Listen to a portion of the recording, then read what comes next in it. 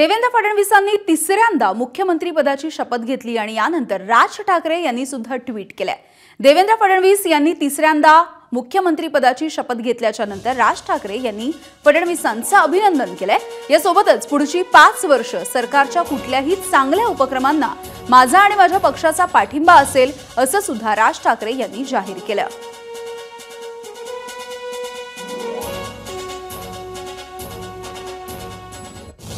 तर राज ठाकरे यांनी काय ट्विट केलंय आपण बघूया।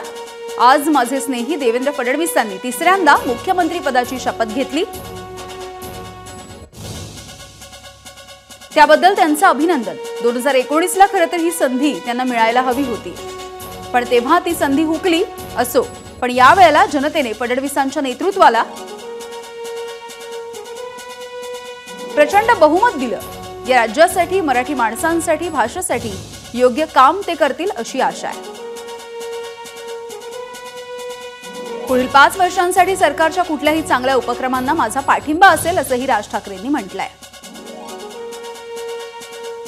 पण सरकार चुकतंय असं जाणवलं तर मात्र आम्ही त्यांना चुकांची जाणीवही करून देऊ।